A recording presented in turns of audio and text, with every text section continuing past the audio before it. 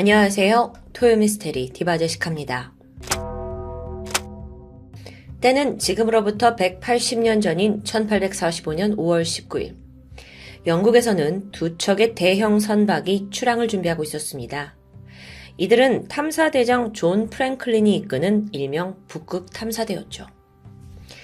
사실 이때까지만 해도요, 인류에게 바닷길은 미지의 영역이었어요. 근데 그 중에서도 절대 포기할 수 없는 대표적인 항로가 있는데 바로 북극해였죠. 여기가 왜 그렇게 중요하냐? 당시 유럽에서는 아시아와의 무역에 다들 혈안이 돼 있었습니다. 근데 아시아 대륙에 도달하기 위해선 두 가지 항로가 있었죠. 먼저 아프리카 대륙을 지나는 인도양 항로, 그리고 남아메리카를 돌아가는 태평양 항로, 이 두 가지요. 근데 만약에 지구본상의 위쪽에 있는 북극 항로를 이용한다면 이게 가능해지기만 하면 거리가 훨씬 줄어서 이동 시간을 단축할 수 있잖아요. 사실 거기에다가 그 인도양 항로를 이용하면 아프리카 주변을 지나야 하거든요. 여기는 해적들이 들끓고 있어서 늘 위험이 도사리고 있죠. 그런데 북극 항로, 그런 방해물이 없는 최적의 길처럼 느껴졌습니다. 물론 문제가 있긴 해요. 이 북쪽 항로가 엄청난 추위, 그리고 또 여러 위험이 도사리고 있는데, 사실 추운 날씨는 당연하고 그 외에 뭐가 문제냐면 미처 녹지 않은 빙하가 여기저기 떠다니고 있어요. 거기에 배가 가로막힐 수 있는 거죠. 또 크기에 따라서 충돌을 할 경우 배에 데미지를 입힐 수 있겠죠? 빙하가 아니더라도 바다 표면 전반적으로 얼음이 덮여 있는 곳이 있거든요. 그럼 여기를 어떻게 뚫고 지나가냐는 거예요. 자칫하다간 배가 고립될 수도 있는 상황입니다. 그렇기 때문에 그 당시에 북극 항로로 떠난다는 건 거의 목숨을 건 도전과도 같았습니다. 하지만 누군가는 이걸 해야 했죠. 1845년 5월 19일, 이날 영국 해군본부의 지휘 아래 존 프랭클린 탐사대가 대장정에 첫 발을 내딛게 됩니다. 두 척의 선박 준비했고요. 안에는 총 130여 명의 해군 장교 그리고 이 사병들이 다 탑승하게 돼요. 이때 60세를 바라보는 존 프랭클린, 그가 대장이었는데 사실 대단한 분입니다. 이미 14살 때 이 사관 후보생으로 입대를 했고요. 경력도 화려한데 1801년에 덴마크 해군과 교전한 코펜하겐 해전, 그리고 또 영국이 프랑스와 에스파냐 함대를 격파한 트라팔가르 해전에도 이분이 참가하셨어요. 항해 지식, 군사 지식에 해박한 분이죠. 그런 그가 본격적으로 탐험이란 걸 시작한 건 1818년인데 이후 많은 경험을 했죠.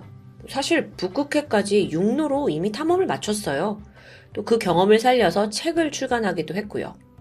캐나다, 북아메리카 해안 탐사도 성공합니다. 굉장히 열정적인 모험 정신을 보여주고 있죠. 그래서 그 공을 인정받아서 영국 왕실로부터 기사 좌기를 수여받기도 했는데요. 그런 존 프랭클린이 이끄는 북극 탐험대. 일단 탑승한 선박은 두 대죠. 에러버스호와 테러호였습니다. 두 척 모두 바다의 힘을 이용해서 항해하는 범선이에요. 딱 이렇게 비주얼적으로는 좀 나약해 보일 수 있는데 그 당시에 영국이 보유한 정말 최첨단 기술로 만든 북극 탐사용 특수 선박이었습니다. 총 길이 30m 이상이고 무게가 300톤이 넘는 육중한 배 두 대였어요. 북극 탐사를 떠나기 위해서 배의 외관 곳곳에다가 2.5m 정도 되는 거대한 목재와 쇠를 덧붙였거든요. 그러니까 이게 만일의 경우 빙하나 얼음에 부딪히더라도 손상을 최소화하려는 그 설계 방식이었죠. 뿐만 아니라 선박의 프로펠러 있잖아요. 이거는 해빙, 그러니까 바다 얼음에 이렇게 부서질 수가 있고 손상될 수가 있어서 아예 분리가 가능하도록 제작합니다. 또 혹시나 고장날 것을 대비해서 비상시 수동으로 사용할 수 있는 별도의 노도 준비를 했죠. 아니 그럼 북극의 추위는 어떻게 대비할까요?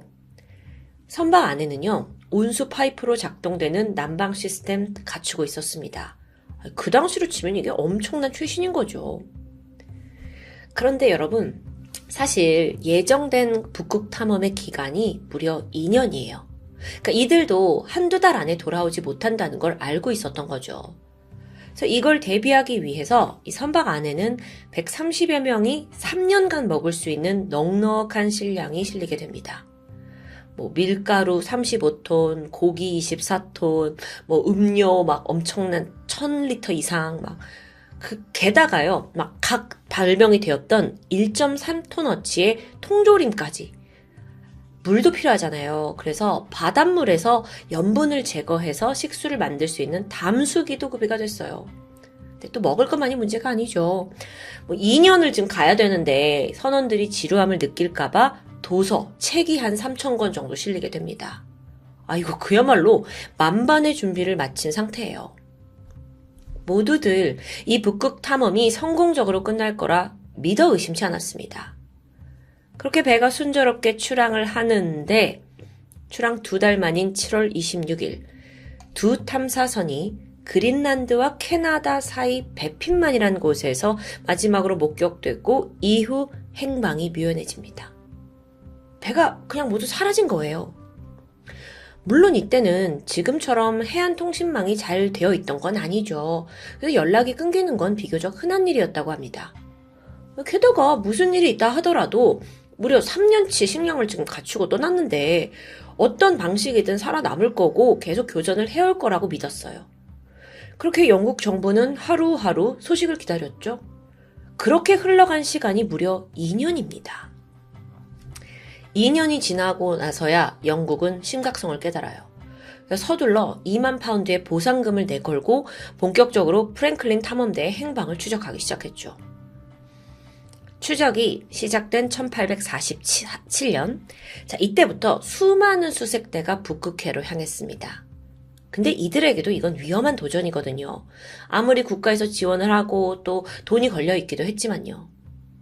안타깝게도 그 수많은 수색대들 중에서 사실 프랭클린호가 데리고 떠났던 130명보다 더 많은 사람들이 희생되고 말아요. 살아 돌아오질 못한 거죠. 그렇게 수색이 시작된 지 여러분 어느덧 12년이 흐르게 됩니다. 12년이요. 그만큼 북극 항로가 험난했던 거예요. 이 1800년대 후반이잖아요. 그런데 여러분, 북극해로 떠났던 모든 사람이 실패한 건 아니었어요. 수색을 한 지 3년 만인 1850년 여름, 수색대에 합류했던 미국인 헤이븐 대위가 캐나다 북쪽 비치섬에서 뜻밖의 흔적을 발견합니다. 그게 뭐였냐면 프랭클린 탐험대가 소지하고 있던 물건들 그리고 대원 3명의 무덤이었어요. 그럼 여기에 왔었다는 뜻이 되잖아요. 게다가 이어서 다시 3년 후에 1853년이었는데 의학 박사였던 레이 씨가 역시나 이번에도 캐나다 북쪽 그 에스키모인들에게 결정적인 이야기를 하나 들어옵니다. 에스키모인들에 따르면 북아메리카 대륙의 최북단 지점인 부시아 반도 백강에서 백인들이 한 30-40명이 모여있는 집단을 목격했대요. 근데 사실 여기는요, 최북단이잖아요. 그러다 보니까 정말 살을 파고드는 듯한 매서운 추위가 펼쳐지는 곳이거든요. 근데 이들이 백인 30-40명이 힘겹게 눈 속을 헤매고 있더라는 겁니다. 게다가 당시 이들은 커다란 배 2척을 반도와 가까운 킹 윌리엄 섬에 버렸다고도 했고요. 근데 에스키모인들이 거짓말을 한 게 아니냐라는 의심이 이제 짙어졌고, 그래서 에스키모 사람들이 증명해 주겠다라면서 그 배에 가서 자기들이 가져온 물건들을 레이에게 보여주게 돼요. 탐험대의 물건이 맞는 겁니다. 그래서 레이도 급하게 그쪽으로 갔죠? 근데 이상하게 배의 흔적은 찾을 수 없었어요. 이상합니다. 그러다 얼마 후 레이가 또 새로운 에스키모인들을 만나게 됐거든요. 이번엔 더 충격적인 이야기를 하는 거예요. 자기들도 백인 무리를 봤대요. 근데 이미 사망한 상태였다는 거죠. 특히나 이 에스키모인들은 백인들의 무더기 시신을 발견했는데 충격적이게도 일부는 팔다리가 없고요. 또 주변에 웬 솥단지 하나가 놓여 있었는데 그 안에 사람의 것으로 보이는 인육까지 들어있었다고 말합니다. 자, 이 말대로라면 프랭클린 탐험대는 정말 끔찍한 상황을 마주한 걸 텐데요. 레이는 곧장 이 사실을 영국 정부에 알렸습니다. 그리고 정부는 결국 탐험대원들이 모두 사망한 것으로 보고 수색을 중지하겠다라고 의견을 내비쳤어요. 여기에 반발하는 사람이 있었죠. 바로 존 프랭클린의 아내 제인 프랭클린이었습니다. 그녀는 남편 존과 마찬가지로 호주 이 지역을 탐험했던 아주 숙련된 모험가였어요.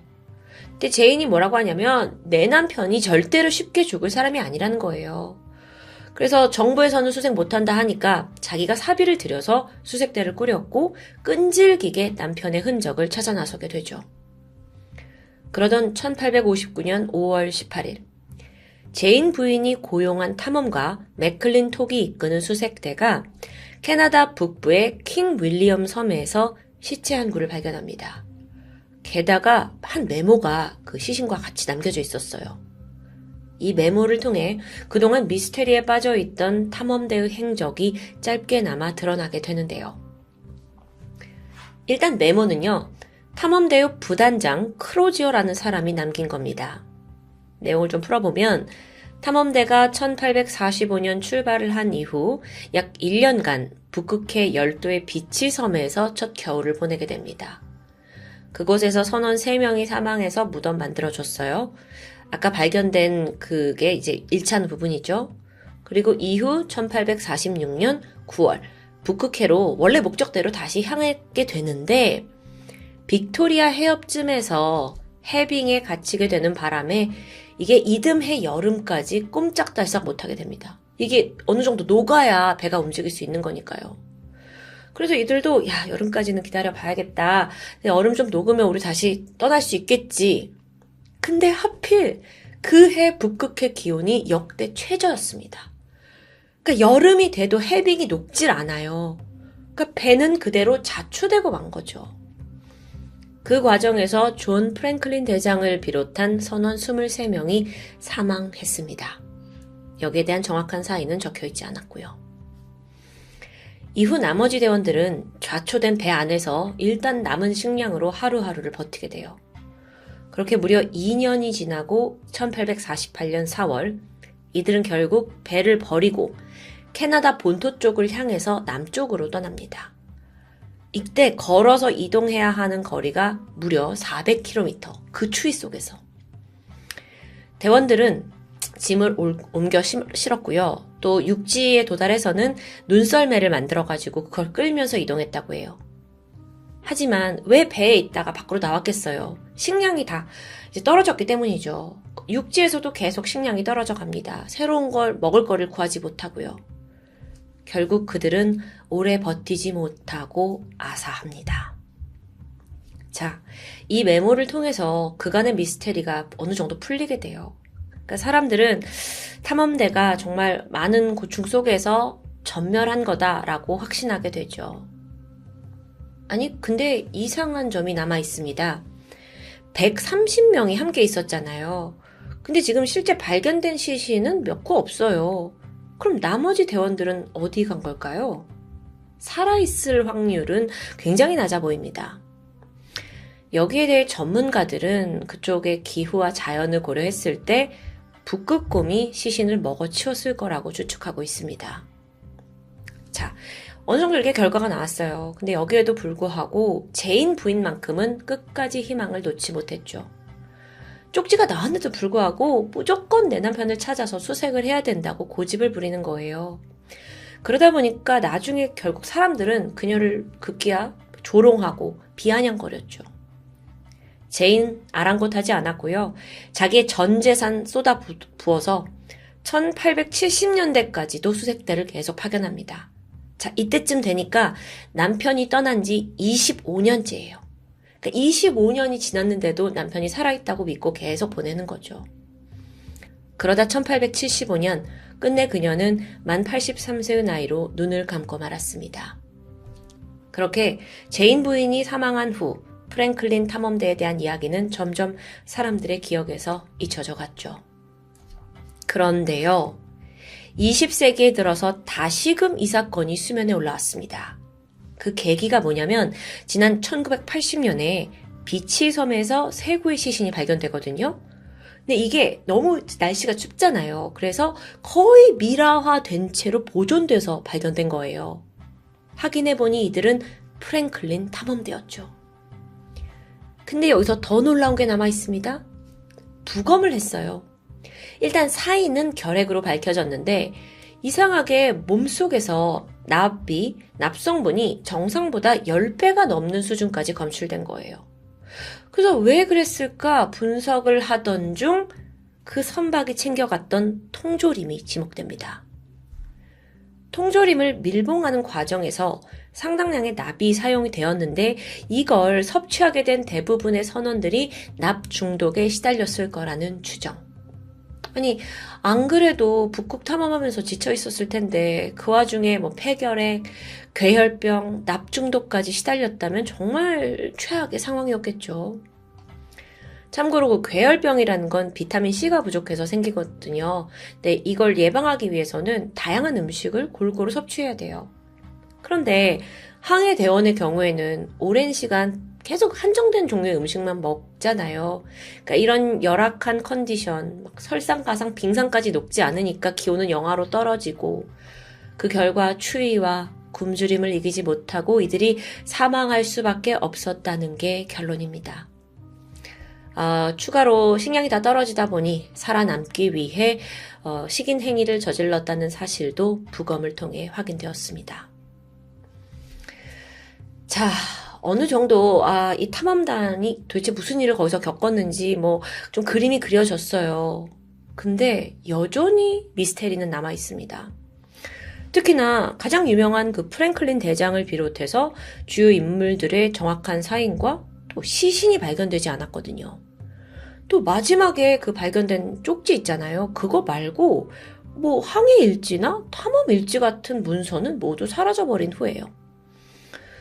또 만일 이들이 대피 도중에 에스키모인들을 마주쳤다면요. 충분히 도움을 요청할 수도 있었을 것 같은데 자존심 문제였는지 왜 그러지 않고 죽음을 맞이했는지도 의문으로 남아 있습니다.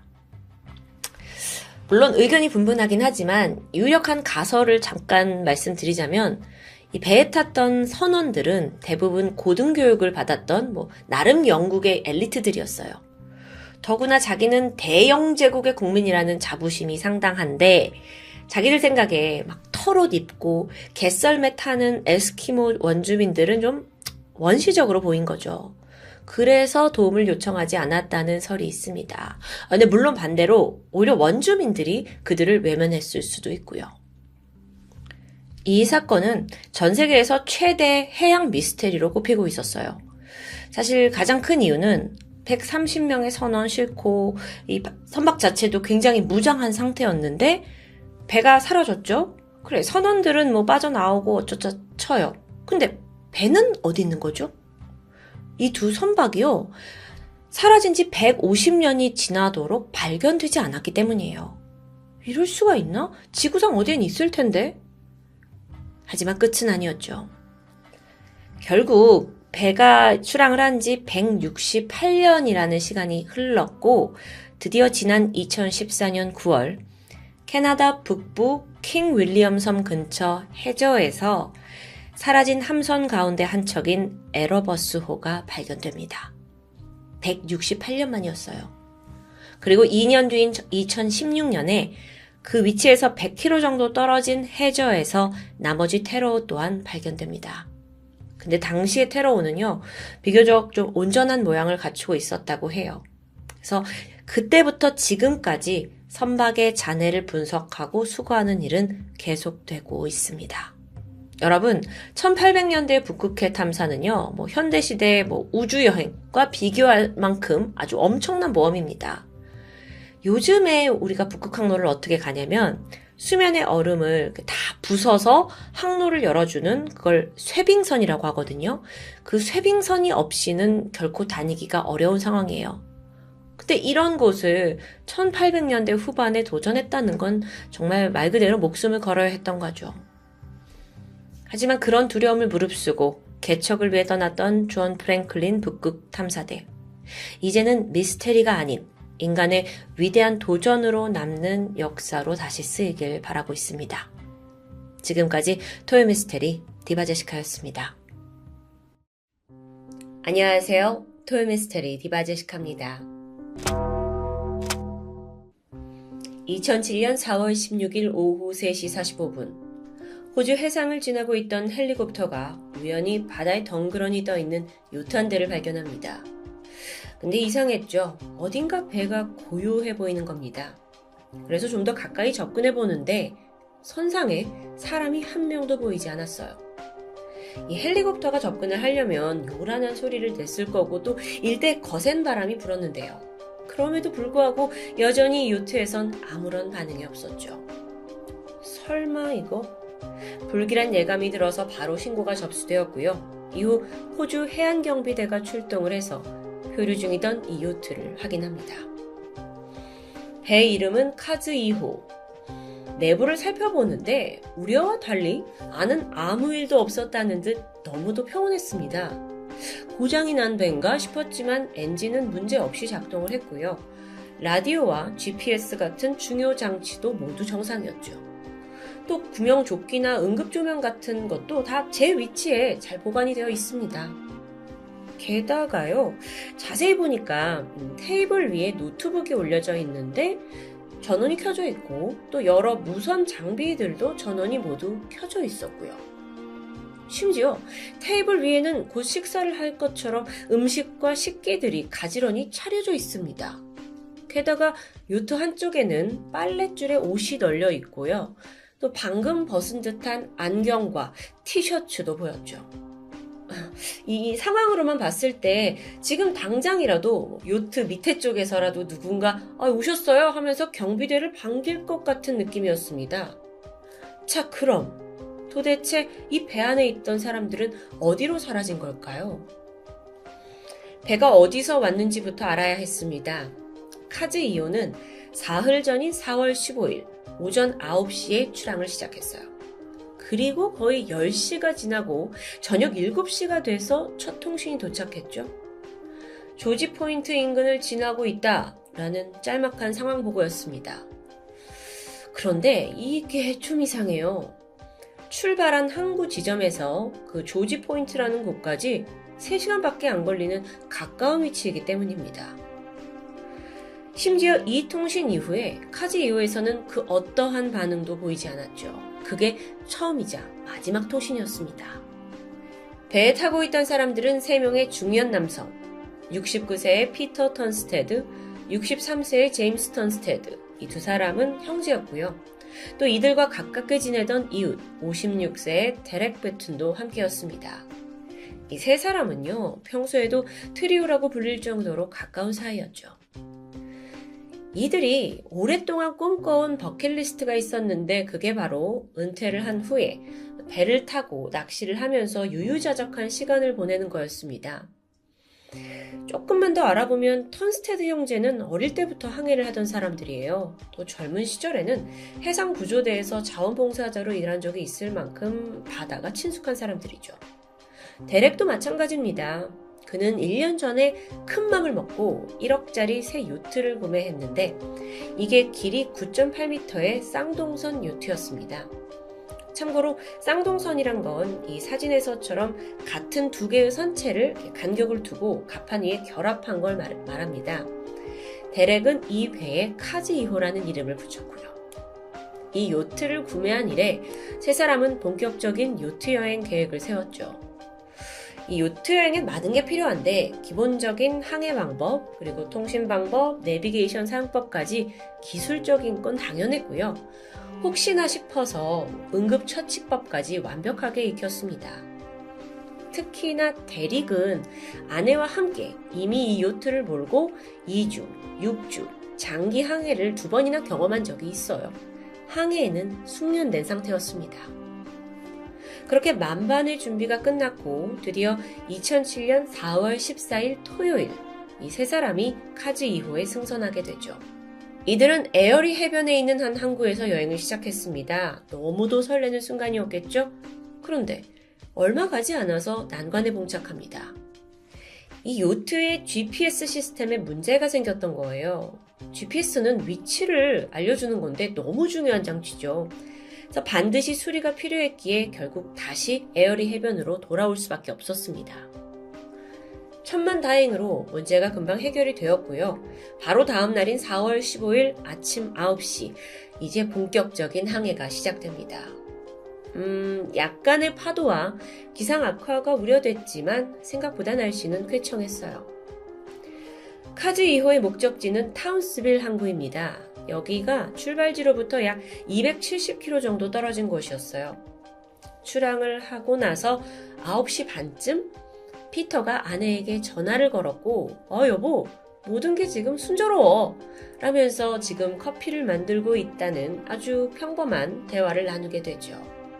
정말 모든 게 순조로운 줄 알았습니다. 출발한 지 10시간 정도가 지난 저녁 7시, 하루 종일 감감무손식이던 이 카즈 2호에서 조지 포인트 인근을 지나고 있다라는 첫 통신이 도착했어요. 이곳은 출발지로부터 3시간 거리인 가까운 곳이죠. 근데 왜 저녁 7시에 통신이 온 걸까? 물론 이들이 낚시를 좋아하는 사람들이라 가던 길에 요트를 세워놓고 한참 낚시를 즐겼을 수도 있습니다. 또 만약 그게 아니라면 GPS가 또 한 번의 문제를 일으켜서 위치를 착각했을 수도 있고요. 어쨌든 카즈 2호는 그 이후에도 아무런 통신을 하지 않았습니다. 그리고 출항한 지 3일 만인 4월 18일 해안경비대가 텅 비어있는 이 유령 요트를 발견하게 된 거죠. 그런데요, 여러분, 이 발견 지점도 좀 이상했습니다. 출발지는 에어리 해변이었죠. 그리고 목적지는 타운스빌입니다. 그럼 그곳으로 가던 길에 이게 있어야 하는데 배가 놓인 건 전혀 동떨어진 곳이었어요. 혹시 이들이 중간에 갑자기 항로를 바꾼 걸까요? 가능하긴 한데요. 사실 이 배에 타고 있던 세 사람 모두 지긋한 중년 남성들입니다. 이미 몇 달 전부터 철저히 계획을 한 거인데 항로를 이렇게 중간에 충동적으로 바꿨다는 건 결코 이들의 성향과 맞지 않았죠. 혹시나 응급 상황이 있던 건 아닌가 싶었는데 구명조끼도 다 그대로고 단서가 없습니다. 그러던 와중에 한 가지 눈에 띄는 게 있긴 한데 요트의 돛 한쪽이 좀 심하게 찢겨져 있었어요. 그럼 혹시 풍랑을 만났다? 라고 여기기에는 또 이 찢겨진 돛 하나 외에는 그 어떤 데미지도 배에 보이지 않았고요. 그럼 혹시 해적의 공격? 좀 말이 안 되긴 하죠. 해적이 아니더라도 뭔가 이들의 돈을 노리고 납치? 해안경비대가 아예 본격적으로 배를 항구로 가져와서 좀 더 조사했습니다. 일단 이 선내에 위급 상황 때 무기로 쓰일 만한 것들이 그대로 발견됐어요. 침대 아래에서 밀폐된 용기에 들어있던 탄약 총기 또한 그 자리에 있었고요. 또 서랍 안에서 같은 구경의 총알도 발견됩니다. 그러니까 쓰지 않았다는 거죠.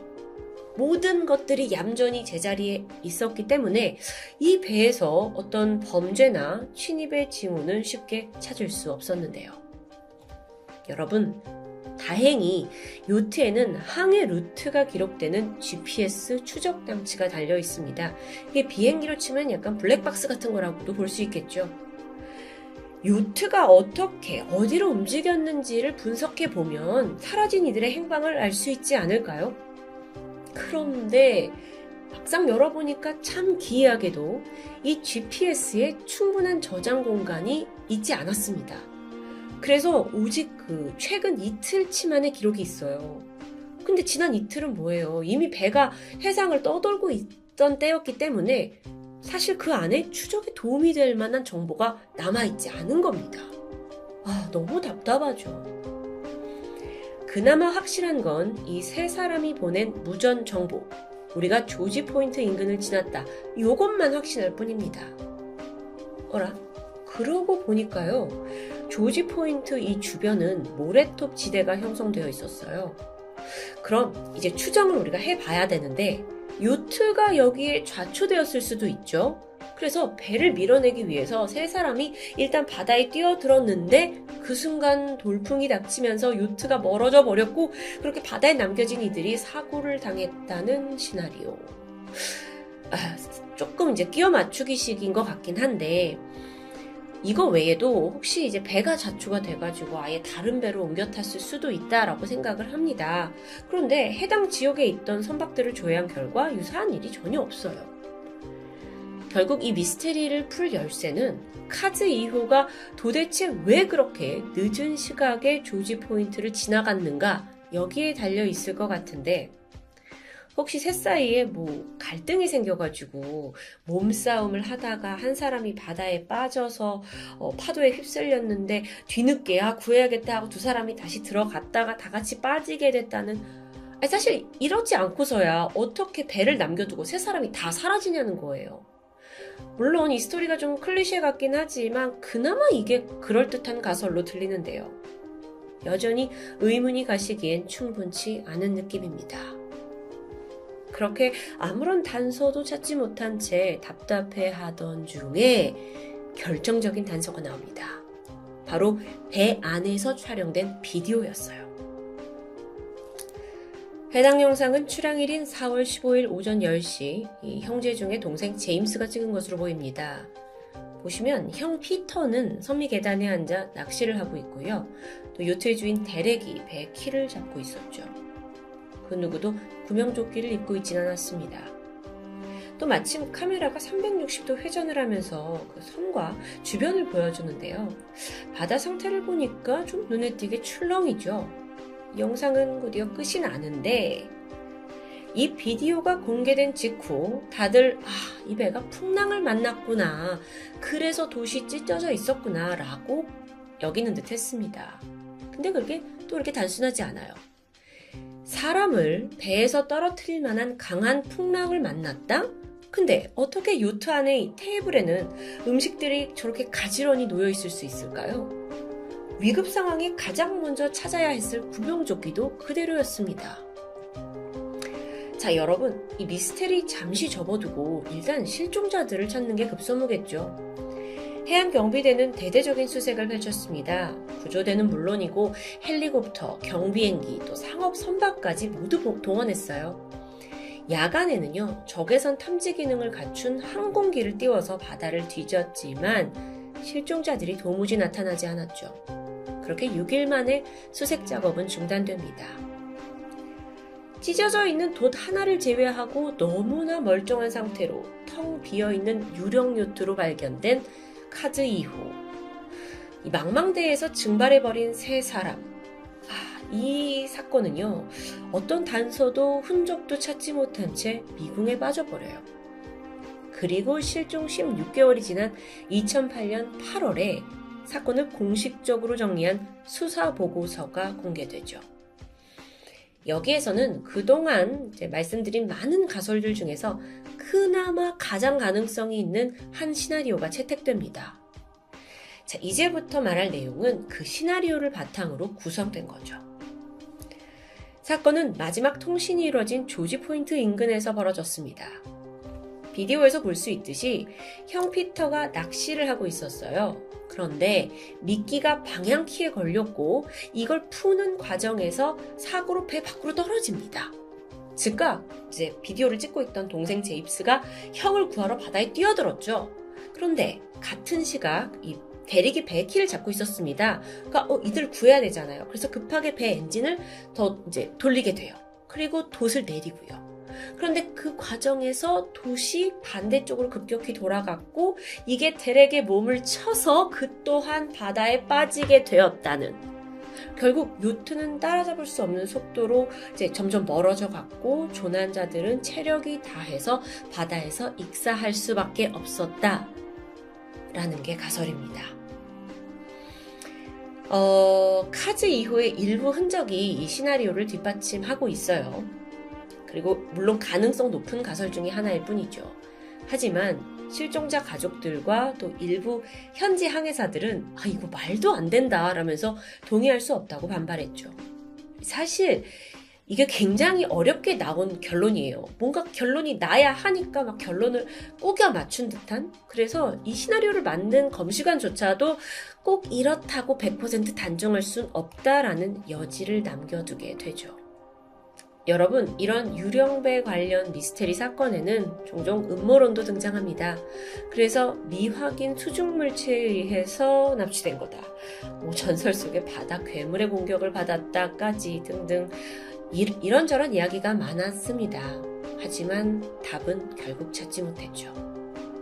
그때 이후 카즈 2호 미스테리는 현대판 메리 셀레스토호라고 불리면서 세계의 미스테리로 남아버렸습니다. 메리 셀레스토호는 잘 아시다시피 가장 유명한 유령배라고 할 수 있겠죠. 톰에서도 다룬 적이 있었는데요. 이 또한 배가 덩그러니 혼자 남아 있었다는 점에서 유령 요트라는 씁쓸한 별칭이 붙게 되죠. 세 남성의 소중한 꿈을 실었던 요트가 한순간에 유령선으로 돌변한 이유가 무엇일까요? 그날의 진실은 도대체 뭔지 이 수수께끼의 답은 앞으로도 쉽게 풀릴 것 같지 않아 보입니다. 지금까지 토요미스테리 디바제시카였습니다.